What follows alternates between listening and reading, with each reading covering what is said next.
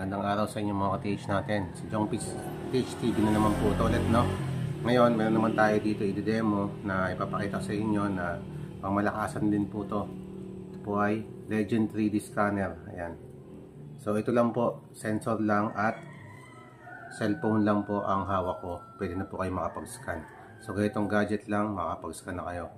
3D Legend Scanner. 3D Scanner, no? 3D Legend. So, papakita ko sa inyo kung paano ito gamitin, no? Napakasimple lang ito. Very easy, very friendly user. Ngayon, ayan po, smartphone po ang gamit natin, no? Android. Hindi po gumagana sa iPhone.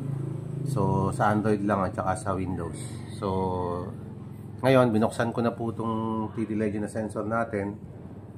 Then, ito po is ang ating software na nakalagay. So, naka-pair na to sa Bluetooth, no? I-click na lang natin to, guys. Yan, o, yan. Dito natin i-click para makita nyo po. Yan.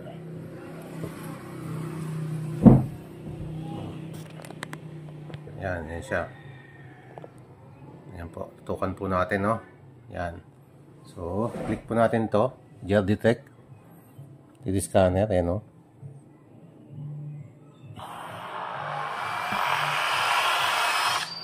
So, gel detect po ang system niya, no? So, may mga nakalagay po dyan na bansa kung ano. Siyempre, kailangan natin English, no? Para maintindihan ng lahat. Click natin tong English. Then, may select device. Easyway, Titan Gel 1000 at Deep Seeker. So, ang pipiliin natin sa tatlong yan, pinakamalakas na yun, Titan Gel 1000. Click natin yan. So, yan po. Natin na. Yan. Ibig sabihin, nag-check na siya. Pag nag-check na ng green, ibig sabihin, connected na yan dun sa sensor natin ito. So, pwede na siya. Naka-paired na yan. Pwede nang gamitin. So, next tayo. Yan. So, may mga nakalagay po number of lines tsaka scan direction. Halimbawa, gusto mo ng zigzag na direction or parallel, pwede kang mag-select dito. So, yan na lang tayo. Scan direction is parallel lang. Tapos, pwede ka dito maglagay kung ilan yung target mong number of lines. Halimbawa, gamitin natin is 5-5 lang. 5-5 para pantay-pantay. Okay. Yan. Ngayon, pwede ka na dito may push button to. Pwede ka na magpindot dito para maglalabas na yung ano dyan. Yung image ng 3D. Ito, pakita ko sa inyo. Parallel. O, ayan, o.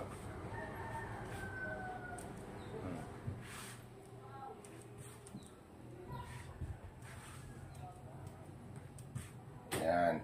Tignan nyo, guys. Yan, sinasample lang natin itong mga ka-TH siya. Pinapakita ko lang po sa inyo kung ano itsura. Yan. Ganyan po ang image ng 3D Legend natin na napakaganda. Noong una, makikita natin dyan yung mga skills. Kung ilan. Yan. So, 228. Yan, o. 62, 192, 228. Ibig sabihin, negative po yan. May baka lang po na na-detect. Pero kung ito po is 228, naging 200 lahat tong apat na skill na to. Yan po, positive po yun. Pag nandun po kayo sa site nyo, may tinamaan po kayo na kwadrado. Kahit sabihin natin sa isang skills, kahit dalawa lang skills dito, basta kompleto at mataas po yung reading, 200 megit. So, positive po. Ganyan lang, napakabilis lang po. Tapos yung depth nito, dito lang po lalabas. Yan. Ayan, may nakalagay dito is 7.47 meters, 1.85 meters. May mga depth na lalabas dyan. At least may kasiguraduhan po kayo kung ano yung lalim, no? So, yun lang. Sa mga about information about this sa Legend 3D, pwede nyo ako contact sa number ko sa 0963-554-0561.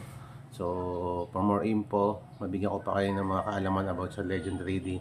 Sa mga nagtatanong dito at gustong bumili nito, so PM nyo lang ako. So, napakagarantisado po nitong Legend 3D natin. Pang malakasan din po to. So, yun, mura-mura lang po to. PM nyo lang po ako. Maraming salamat guys. Peace out. Happy New Year.